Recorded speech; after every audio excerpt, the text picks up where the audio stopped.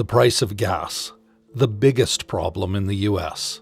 Why does it go up and down? Gas prices since 2020 have been on a roller coaster ride. The price for a gallon of regular gas was $2.58 on January 6, 2020. It plummeted 31% to $1.77 by the end of April 2020, and then rose 24% to $2.20 a gallon on January 13, 2020, where it held steady for the remainder of the year. Through 2021, prices have steadily increased, rising 46% to end the year at $3.28. By March 2022, gas prices had risen above $4.10, their highest since July 2008.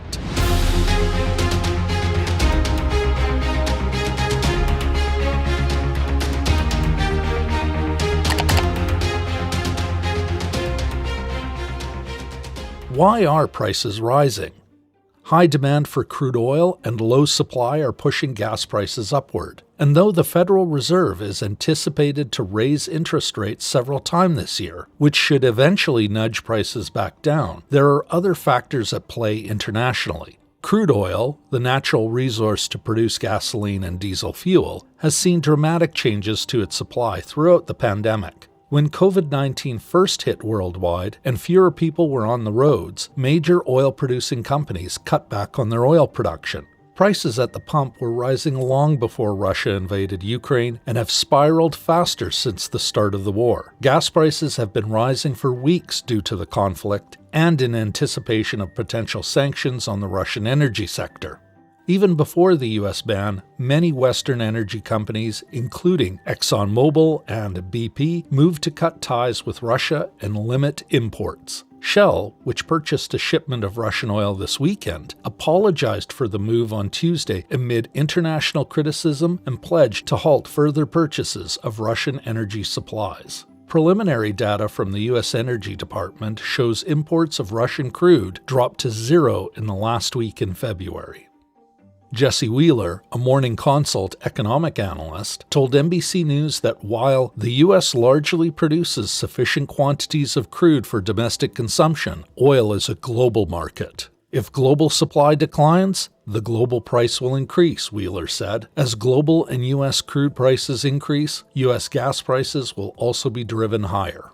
Before the invasion, Russian oil and gas made up more than a third of government revenues. Global energy prices have surged after the invasion and have continued to rise despite coordinated releases of strategic reserves, making Russian exports even more lucrative.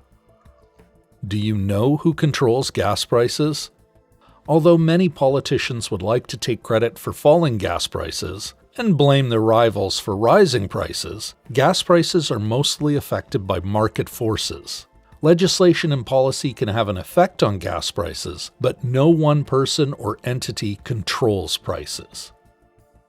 Which state has the highest gas prices?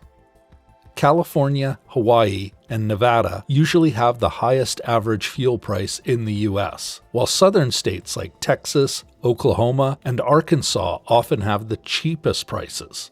How do gas prices affect the U.S. economy? Gas prices can have a significant impact on the economy. When consumers spend more or less on fuel, they have more or less to spend on other goods and services, so it can have effects on demand throughout the economy. Further, gasoline prices are based on the price of crude oil, and fluctuations in the price of crude oil can have effects on inflation. Increases in crude oil prices often precede recessions. Factors that force high gas prices to drop. The April to September vacation driving season often causes an increase in gas prices. Prices tend to fall in the winter because transportation needs and production costs are lower. This price decrease even offsets an increase in home heating oil usage for winter in northern areas of the U.S. Gas prices usually drop when supply increases. There are a lot of ways that could happen. For example, OPEC could decide to release more oil, or shale oil producers could find another large deposit or adopt new technology. Most important is the impact that all of these factors have on commodities traders. If they believe that oil and gas prices will fall, they won't bid up futures contracts. They may even find another investment, which would allow prices to decline further. How can we reduce gas prices? The most immediate thing we can do is to reduce our usage of gas by driving less or increasing fuel efficiency. One easy way to improve fuel efficiency is to keep tires inflated. Keeping the engine properly tuned can improve a car's gas mileage by 4%. Urban dwellers can use public transit. Others can move closer to work in order to reduce commuting time. For the long term, we can change our need for oil and gas by switching to alternative fuel vehicles. Could these actions reduce the high price of gas? Maybe, if they are sustained over a long period of time. 5 ways to save money on gas. 1. Use gas apps to find cheap gas near you. There are a handful of helpful apps that will show you nearby gas stations and real-time prices of their gas. The apps also offer a free rewards card for users that provides discounts on gas. 2. Enroll in gas rewards programs. Those with a favorite gas station chain can benefit from enrolling in its rewards program. These programs reward returning customers by providing discounts every time they fill up. 3. Take advantage of grocery store rewards programs. Numerous grocery store chains have loyalty programs that provide gas rewards. Kroger's Fuel Points program provides 1 fuel point for every $1 spent in Kroger's stores. Purchasing gas at a Kroger gas station provides the best redemption value of up to 1,000 fuel points for $1 off per gallon. At participating Shell stations, 100 points can be redeemed for 10 cents off per gallon. 4. Buy gas with a rewards credit card.